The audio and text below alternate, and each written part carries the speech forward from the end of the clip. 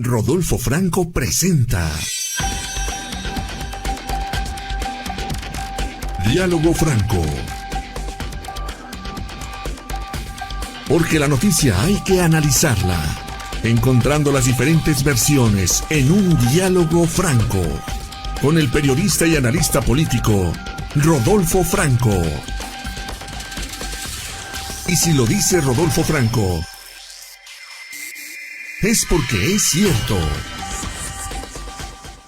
Bienvenidos a una edición más de Diálogo Franco. Mire, entre todos los temas que están surgiendo día a día, bueno, ahora estamos inmersos con el tema del Mundial, que si la seguridad, días antes estábamos con el inicio de la guerra con Irán, días antes estábamos con el tema del Mencho, es decir, un día tras otro, hay cajas chinas, distractores, de un tema que es crucial. En México hay dos sentimientos de la ciudadanía que no han podido erradicar la cuarta transformación en su segundo piso.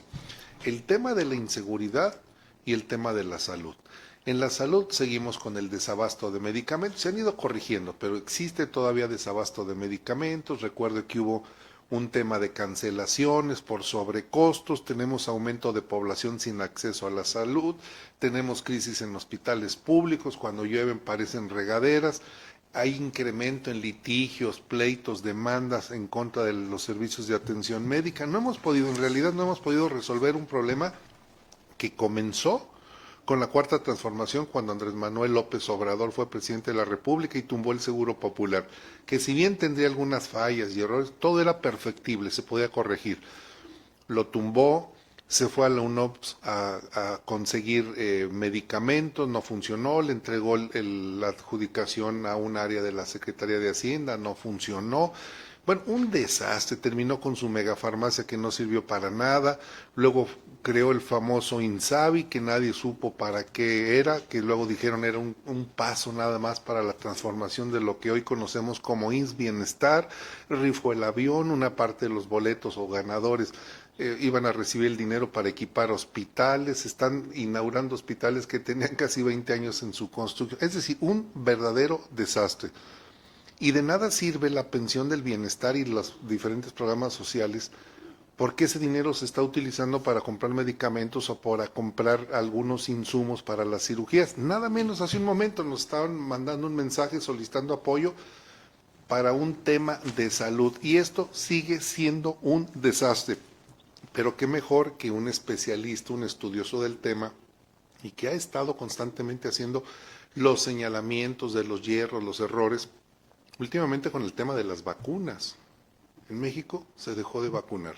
Me refiero a que el experto en estos temas es el doctor Héctor Jaime. Él es diputado federal por el Partido Acción Nacional y tiene todo el timing de lo que está sucediendo en materia de salud. Diputado Héctor Jaime, ¿cómo está usted? Muy buenos días.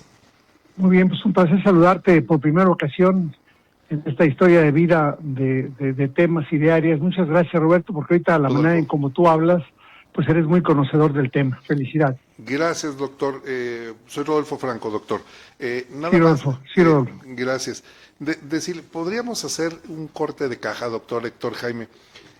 Yo me quedé, mire, constantemente estábamos en contacto con la organización Cero Desabasto y cambiaron de vocero y otro vocero y se fue perdiendo el contacto. En este momento no tienen vocero. Hemos platicado con Nariz Roja, la organización de los jóvenes que están enfermos de cáncer. Dimos cuenta de diferentes abogadas que daban el servicio sin costo para promover amparos para que les dieran el tratamiento de cáncer. Vimos los bloqueos que realizaban en el aeropuerto para que les pudieran proveer de quimios. Doctor Héctor Jaime, ¿cómo estamos en este momento en materia de salud? Y si lo pudiéramos desglosar, desde el abasto, la prestación, la calidad y el nivel de la infraestructura, y si es suficiente o todavía nos falta. Mira, primero comentarte, Rodolfo, que vale la pena señalar que en la Constitución mexicana sí, la salud no se limita a la atención médica ni al acceso de hospitales, sino es un derecho humano de contenido amplio, que se tiene que ligar a la dignidad, a la igualdad, a la alimentación, al agua, al medio ambiente, a la vivienda, la educación, el trabajo y además la seguridad social. Digo, en Aguascalientes Claramente el Seguro Social y el ISSSTE tienen una gran responsabilidad de la atención médica de muchas gentes, pero en realidad de lo que estamos hablando es de un derecho que depende claramente del Estado para su efectividad y para convertir este mandato en una realidad cotidiana. A mí me parece que lo que ha estado ocurriendo en los últimos años es que esto que está concentrado en el artículo 4 y en algunos otros, como en el primero para la no discriminación, si tienes o no un empleo formal, si tienes o no algún tipo de interés en lo particular, si tienes o no acceso al agua, que es clave para la salud, pues depende de muchísimas cosas, pero lo que es un hecho en cuanto a la atención médica per se, que la podemos dividir, Rodolfo, en dos grupos. El grupo de la salud pública, que es cuando tú puedes gozar o no de algún tipo de beneficio cuando hay externalidades. Por ejemplo, si 95 niños están cubiertos por sarampión, cubre a los 5 que no están cubiertos, pero viceversa, cuando 5 niños están cubiertos y 95 no, pues tú puedes ser víctima de una enfermedad que estando todos cubiertos nunca debió haber ocurrido. Correcto. De manera muy puntual, en términos básicos de salud pública, hemos estado bajando muchísimo en todas las medidas que eran las más económicas, las más seguras y las más de protección, de forma tal que en los últimos 7 años realmente hubo primero la suspensión de las Semanas Nacionales de Vacunación, un gobierno que desestimula el uso de la medicina preventiva en la práctica, cuando de tener casi 60,000 millones para comprar vacunas en el sexenio de López Obrador, 44,000 millones no fueron usados. 7 de cada 10 pesos no fueron usados para comprar vacunas, para contratar personal, para hacer brigadas de vacunación. Y hoy mucha parte de la población, primordialmente niños y adultos mayores, pues se encuentran claramente desatendidos, con el riesgo, como ya ha ocurrido, de tener por ejemplo, más de 70 muertes en el caso de tosferina. Ninguna muerte debió haber ocurrido. Llevamos ya más de 31 muertos con sarampión. Ninguno debió haber ocurrido. Llevamos muchos más casos de muertes por meningitis tuberculosa. Ninguno debió haber ocurrido. Es decir, ya tenemos hoy manifestaciones claras de este descenso real en la vacunación. No dicho por nosotros, sino dicho por el propio gobierno en las encuestas de salud y nutrición. Eso es la salud pública. Y en cuanto a la salud privada, la de la persona, en la cual si tú no tomas un medicamento, pues tú eres el responsable. Pensemos en diabetes, en hipertensión, en aquellas cosas que hoy son la principal causa de consulta o la principal causa de muerte. Pues ahí hemos vivido el peor de los sexenios de este país, cuando habiendo el dinero, habiendo los medicamentos, habiendo el personal médico, no se contrata, no se compra, no se distribuye y no se atiende. Realmente yo llevo 48 años de médico y nunca he vivido el desastre vivido incluso en este primer año de gobierno de la presidenta Sheinbaum, con una disminución casi de 114,000 millones de pesos en el presupuesto de salud, y claramente sin ese presupuesto pues menos médicos, menos medicinas, menos equipos, aunque ella pretende cada mañana, como hoy por la mañana, andar inaugurando hospitales. Sí, dígame, doctor Héctor Jaime, entonces, el tema de si hiciéramos un corte de caja, diríamos, estamos peor que como estábamos. O sea, ya ni siquiera igual, estamos peor que como estábamos. Estábamos peor que como estábamos, claramente. Siempre, mira, te voy a dar un solo dato. Cuando el INEGI va y pregunta a las personas en los conteos, está por salir ya este conteo de medio término, pero preguntaba, oiga, ¿usted tiene acceso a los servicios de salud? Cuando antes de que llegara el presidente López Obrador, había 20 millones de personas que dijeron, oiga, nosotros no tenemos acceso efectivo a los servicios de salud. Bueno, después del presidente López Obrador, esta cifra llegó a 54 millones de personas. Es decir, 34 millones de personas no tienen acceso a servicios de salud. Después, con otro tipo de encuestas, que se llama de ingreso y gasto en los hogares, cuando le preguntaban a la gente, oiga, ¿usted en qué gasta su dinero ahora? Entonces, cuando dicen servicios de salud, bueno, se duplicó, son millones de hogares los que hoy gastan más del doble en servicios de salud, primordialmente en medicamentos o en servicios hospitalarios privados, porque en el sector público o no hay medicamentos o te hacen que las citas sean muy prolongadas y tú decides mejor ir a pagar con tu bolsillo los servicios que debería entregar el sector público. Sí, eso es lo que está sucediendo. Los programas de apoyo social están sirviendo para que vayan y compren sus medicamentos. Hay un tema también, hablando de los medicamentos, doctor Héctor Jaime, diputado por el Partido Acción Nacional, el tema de los medicamentos ha sido recurrente, las fallas, los sobrecostos. El vocero del partido Morena, al cual usted conoce, el señor Arturo Ávila, dice que estamos mejor que nunca, que las licitaciones se hacen con toda la prontitud y con toda la transparencia que pudiera existir. Sin embargo, hubo cancelaciones. En esta administración de la presidenta Sheinbaum se tuvo que cancelar licitaciones. Hay casos de algunas empresas que en lo particular lo estamos investigando porque hay la presunción de que son simples pantallas. En una de ellas fuimos al domicilio y es un domicilio virtual porque ni siquiera están, y ganan licitaciones de más de 2,000 millones de pesos.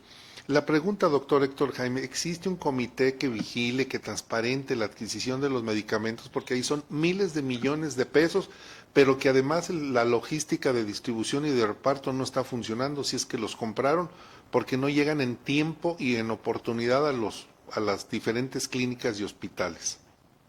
No, pues acabas tú de dar perfectamente el diagnóstico. Yo te agregaría nomás un dato adicional. Si Arturo Ávila, que no es médico, pues resulta que el subsecretario del ramo, el doctor Clark, sí, el maestro Clark no es doctor, tampoco es médico, el titular del Seguro Social tampoco es médico. Entonces, cuando el sistema de salud está en personas no médicas y no capacitadas para el sistema de salud, pues las cosas llevan a muy mal desenlace. Un dato solamente voy a decirte para puntualizar lo que decía el señor Dávila. Todavía hoy, que estamos en el 2026, en marzo, sí, se están terminando las licitaciones para surtir los medicamentos del 2025. Así de retrasados vamos. Con ese dato que creo que pinta muy bien lo que está ocurriendo con ellos. Ahora, yo sí creo que si este año empiezan con tiempo hacer cuánto se va a ocupar de medicamentos para el año 2027 y 2028, sí podríamos ver quizás un mejor abasto para el 2027 y 2028, al menos que pidan lo correcto, porque en este año, por ejemplo, más de 300 claves para el 2025 fueron claves que nunca se usaban en salud y fueron pedidas todavía, es decir, nomás marca que hay una negligencia criminal por desconocimiento. ¿Ves? La presidenta, al igual que el presidente López Obrador, busca a personas con el 99% de lealtad y con el 1% de conocimientos. Sí, la experiencia que se tiene en este ramo tan especializado.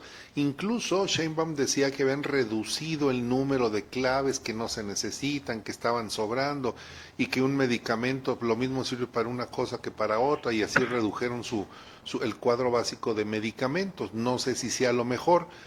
Normalmente cuando uno va al Seguro Social lo primero es que le dan el paracetamol y 2, 3 medicamentos claves y básicos para ellos. Pero hay un tema también que ha dolido mucho, y lo decía yo al inicio del programa, es los tratamientos contra el cáncer.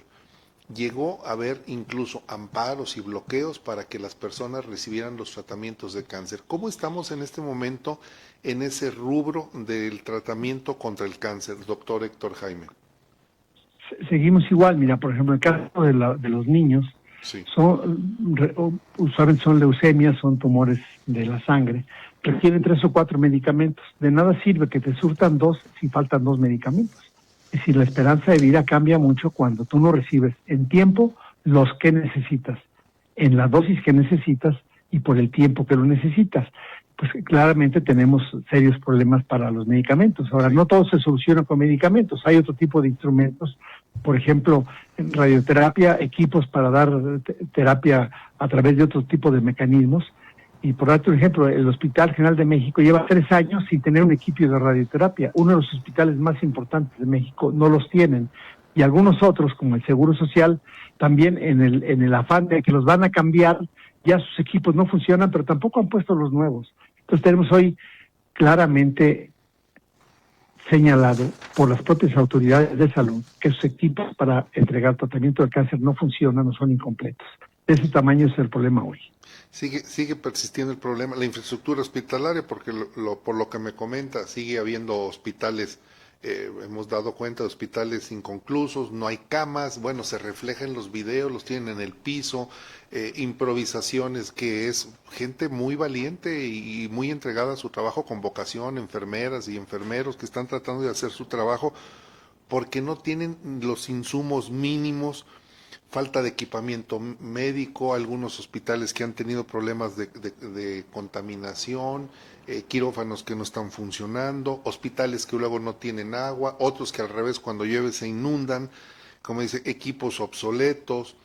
O sea, una serie de situaciones que la infraestructura hospitalaria, lo único que dice, acusa que el recurso no está llegando y no está funcionando como debiera ser. Sin embargo, en contrapartida, doctor Héctor Jaime, surgió un tema muy polémico y que, tengo entendido, sigue existiendo, el apoyo económico a médicos cubanos, que no es porque sean extranjeros, no es porque sean cubanos, o pueden ser venezolanos, argentinos, neozelandenses, lo que sea. El tema es que dicen que en México no había suficientes médicos, hubo convocatorias para cubrir las plazas y entonces ante esa falta de recurso humano médico, se contrataron médicos cubanos. ¿Qué opinión le merece? Mira, los datos son contundentes. México, año por año, egresa en promedio 17,000 médicos de medicina general y alrededor de 11,000 médicos especialistas. Sí. En 7 años tendríamos entonces casi 80,000 médicos generales producidos en México, que es formados en médicos, y tendríamos alrededor casi de 45,000 médicos especialistas. Sí. El sector público solamente ha contratado a 12,000.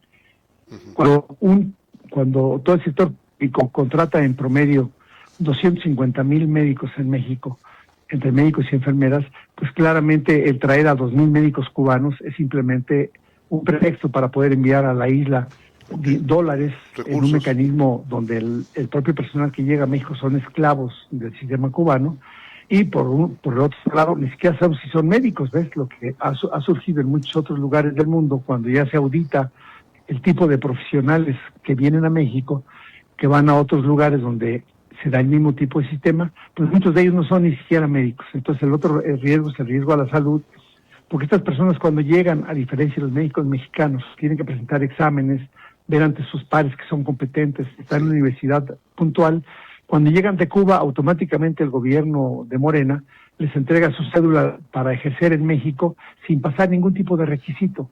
Y aparte no hay ninguna urgencia para hacerlo. Entonces nos parece una desproporción que afecta a los médicos mexicanos al no ser contratados, por un lado, y por el otro lado afecta a la población al tener disque profesionales de salud que no son auditados por los pares académicos, en este caso por los consejos mexicanos de especialidad o de medicina general, por decirte un ejemplo. Sí, deberían de ser homologados los conocimientos y la experiencia con los médicos nacionales. Y me viene entonces a la mente, doctor Héctor Jaime, diputado del Partido Acción Nacional, algo que también es muy interesante y que lo vimos en el año 2020, en la época de la pandemia del COVID. La llegada de vacunas cubanas, me parece que la Abdala, que no tenía reconocimiento ni certificación internacional, la COFEPRIS aquí se aventó un certificado Balín, dijeron se puede utilizar, luego la compra de una patente de la llamada vacuna patria que a la fecha no ha servido para nada.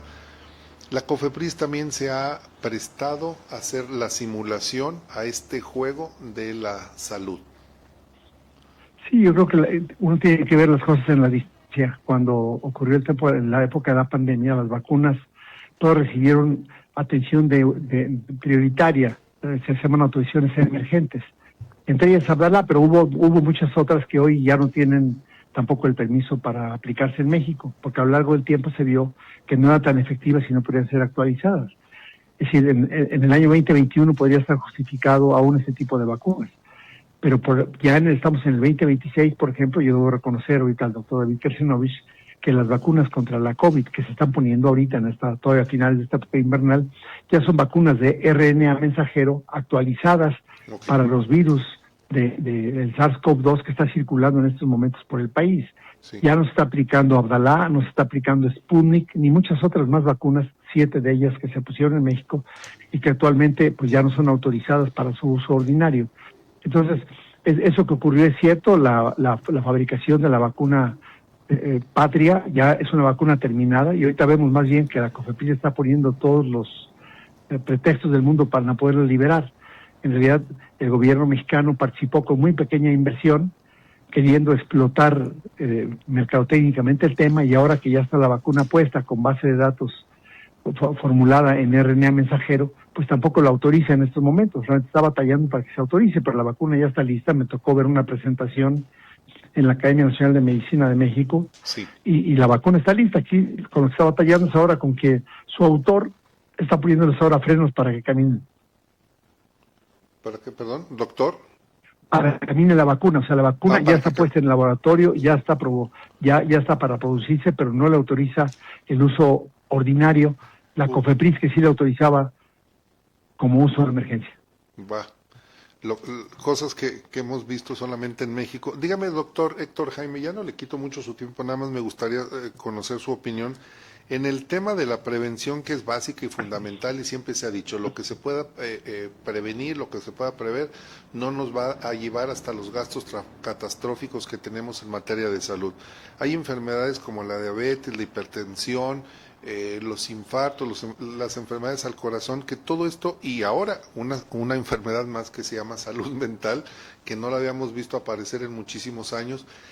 Realmente los programas de prevención están funcionando, es decir, hay una metodología, una métrica que nos ayude a determinar que los programas de prevención de riesgos de salud están funcionando y que han impactado positivamente a nuestra población. Mira, el instrumento que tiene el gobierno para verificar qué es lo que pretende hacer se llama Plan Nacional de Desarrollo, sí, que luego se desdobla en un plan que se llama Plan Sectorial de Salud, que se desdobla luego en planes institucionales de salud y luego ya en programas efectivos. Yo lo que te puedo decir, en el caso, por ejemplo, de la prevención de la obesidad, el sobrepeso y la diabetes mellitus, el año pasado, para no ir muy lejos, el gobierno federal solamente gastó el 10% de lo que se programó para ese tema. Entonces, en el papel, todo pinta muy bien. Hoy se anuncia una lucha contra el sobrepeso y la obesidad en el periódico, y esperemos que al menos en el 2026 sí ejerzan el recurso que aprobamos los diputados, porque lo que había estado pasando en muchos de los programas, en salud reproductiva y materna, por ejemplo, solamente se gastaban el 15% de lo que le autorizaba el Congreso, porque el gobierno está urgido de terminar sus obras, no la salud de los mexicanos, y todo lo que son mecanismos de prevención, que decía, oye, por lo menos 20 centavos de cada peso debe ser para programas de prevención.